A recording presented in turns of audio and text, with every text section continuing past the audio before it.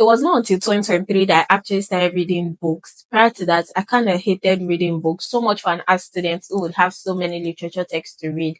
And I didn't used to read like fiction, non-fiction, and that non-fiction, whether self-help, autobiographies, or motivational books, any kind of books, I didn't used to read it. And I never saw myself as the problem. I saw the books as the problem. And I always felt that people who were reading were kind of faking it and they actually did not enjoy reading. But if you do not enjoy reading books and maybe you actually want to consider it as something that you should be doing in 2025, then you're watching the right video, because while some books can actually be the problem, you are the major problem. So first, I'm just going to give a little backstory of how I actually started reading books before I tell you how to fix it in particular. So if you're not interested in how I started reading books, you can just skip the video to how to fix this. So from secondary school as an art student, right, I kind of hated reading literature text. I didn't like it, and I do not think that I read up to 2 or 3 of all the literature text that we read from like GS1 to SS3. I would just be looking for someone that was ready to summarize it to me. So in my second year in university, we had this new chaplain who literally tried to imbibe the culture of reading into everybody, wanted everybody to read. He started doing books for the month, and then those books were cheaper, available at the chapel bookstore at a cheaper rate. So for instance, you could find like Atomic Habits for 8,000 naira, but then in the school, if it was the book for the month, Atomic Habits will go for as low as 2,500 naira, right? That kind of stuff, just to encourage people to buy and to read. So my roommate at that time and my friend, Opa, she would always buy the books for the month, not every month per se, but like she would always buy most of the books for the month and she would read them. But then I'm not one to easily cultivate the habit of somebody else. So even when she was reading, it will not mean anything to me. And in my third year, roommate again, and that was when she bought a book for me, 12 Disciplines of Leadership. And then I had this friend, a close friend, who loved reading fiction books. And then I was kind of a fangirl of people who, when they are talking, they'll be quoting books like, oh, in Atomic Habits, James Clear said, they will not quote it. I'm like, oh, it's giving wisdom. It's giving you a smart. So I told myself that in 2023, I was going to try to imbibe the habit of reading, culture of reading. Plus, I already had books to start with, like the one Okme got for me, right? So in 2023, I actually started reading books. And then at that time, I was just reading to fulfill all righteousness, and I would read so many pages. I would not even jot anything. I would not even understand. Then 2023, I started to take it serious and start reading the books. I'll just read the book with so much on seriousness, and I'll just be flipping through the pages, and I'll not even care if I'm letting anything sink in, because they are not fiction, they are non-fiction. So non-fiction requires more concentration to actually read them. And I'm not going to lie, it was hard because I was trying to imbibe a culture that wasn't in me for like, so many years, almost 2 decades. It was not easy, it was hard for me. But then I just kept at it, whether I was enjoying it or not, I just kept at it. And then it just became a part of me. And in 2024, this year, I was able to read about 20 books. And I'm going to be shooting another video reviewing the books that I read this year. But for the purpose of this video, I'm going to be sharing with you how to enjoy reading and how to fix that problem of not enjoying reading books. First thing I'm going to recommend for someone who does not like reading books is to actually start with fiction. I do not recommend you starting with non-fiction if you just want to start reading. Start with fiction. Fiction are like storybooks, like novels. They are interesting. They have a storyline, something that can keep you going, something that can keep you reading it. So I would recommend that you start with an interesting fiction book. If you're looking for interesting recommendation, you might want to wait for my next video where I'm going to be reviewing the books I read, because most of the books I actually read are fiction. But then if you're already reading fiction books and you want to start with non-fiction books, if you want to start reading self-development book, inspirational, motivational books, and spiritual books, all of those kind, I recommend starting with a book that has small pages, like the book is not so much. So even for somebody like me that I'm already enjoying reading to an extent, even though I'm not exactly there yet, right? I just suddenly feel uninterested if a book is as much as 400 pages and more, right? It's not talk of somebody that just started. So I recommend you start with a book that is not more than 200 pages. I remember recommending a book, the title is Wahala, to somebody to read as far an interesting read. And the first thing she said when I sent her the e-copy of the book was 230 pages, right? And I'm like, it's not even that much. And, the pages was like the first thing that caught her attention. So you might want to start with a small book, even if it's fiction or not fiction. I recommend starting with a book that is between 150. I'll say 150 because anything less than 150 is a storybook. It's not a novel. So I'll say between 150 to maybe 250 pages or 200 pages, right? Start with a small book, something that you know that you can tell yourself that within 1 month, I want to commit to reading this book, and you can actually do it because the goal must be measurable and achievable. So first and first, start with a small book. They are very good books with small pages. So the next thing you're going to do is to divide the book across a time frame. I recommend 1 month just so you don't put so much pressure on yourself. And if you finish before then, good for you. Imagine you're spreading like 200 pages across 30 days. That's like 7 pages every day.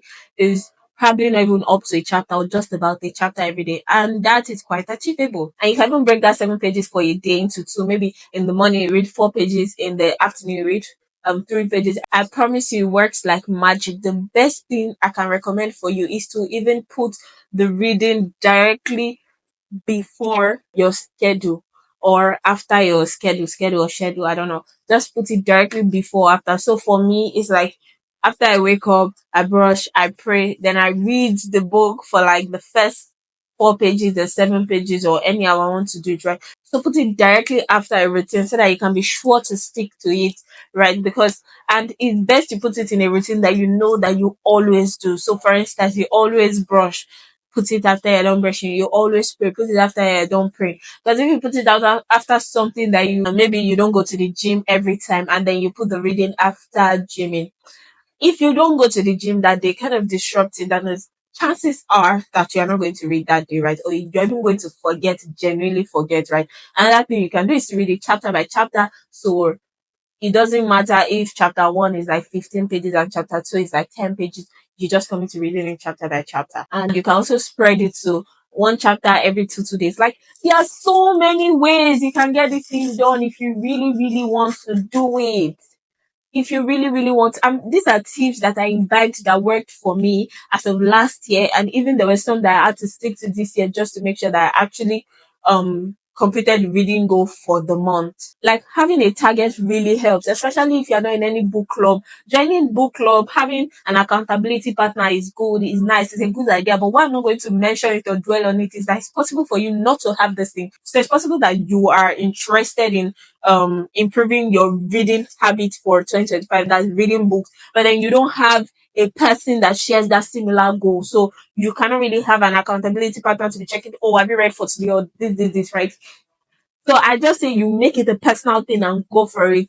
Yes, it is true that accountability helps in achieving your goal, but then when there's nobody to be accountable to or get it going yourself, you don't have any book club to join to get it going yourself. For non-fiction books, if you read maybe a self-development book or a spiritual book or motivational book or something like that, and you don't jot or write stuff down, I promise you, you're going to read that book finish and you won't remember anything, maybe one thing, right? And I don't even think highlighting helps because when you highlight, it's just for that moment. By the time you are done, you've probably forgotten it, right? But if you write it down, I believe that the fact that you're trying to you saw it and then you're putting it down, there's just a transaction that passes through your brain, unlike when you're highlighting, right? And then you can always go back to the book, unlike when you have to like go and carry the actual book and be flipping through it to check where you highlighted. And then if it's a soft copy book, bookmark pages. The number of books I read last year that I'm going to be reading next year because I made the mistake of not jotting things down or writing things down when I was reading them. The next point is to try to get hard copy books. Soft copy is not bad, but if you just want to start imbibing the reading habits, right, it is best to start with a book that you can hold rather than reading something from your phone or iPad or laptop or whatever. Because when you're reading soft copy, it's easy for you to just switch into something that you like. So maybe if you'd rather watch a movie than read a book, or you'd rather be on maybe TikTok or YouTube or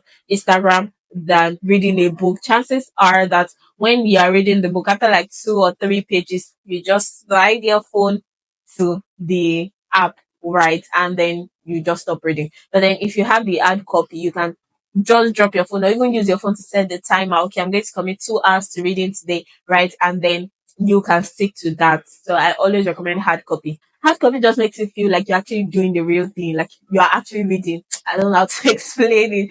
So you can always borrow the book, you can buy it, and then if there's really no way to do it, you can just read a soft copy, right? But then you know that you have to be extra disciplined. Like maybe downloading the soft copy of the book and putting off your data while you read it. Then the next tip I'm going to give you is to figure out why you want to read. Why? What's your why? Why do you want to imbibe a reading culture for 2025? Why do you want to start reading? Because like I said earlier, it was like 2023 that I actually took reading books very seriously. And why I wanted to start reading was because I know that for the kind of thing that I want to do in future that I'm doing right now, is something that would require me to be reading. Like I would have to go through so much documents, read some books, read stuff online like journals, like blogs, like I'll have to be doing a lot of reading. So I felt like that was one way to build a reading culture so that whenever I have to read something lengthy, it's not going to be a problem for me because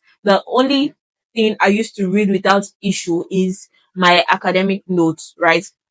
Once it's not school notes, I know that they're not asking me exam on it. I just have a problem reading it. So I was trying to fight that problem. And then, of course, there's no doubt about it that reading expands your mind, even if that's not your intention. So even if they ask you why do you like reading, and expanding of mind is not even part, it actually does that, right? And then so people like reading because for fiction books, it gives you the opportunity to picture it the way you want.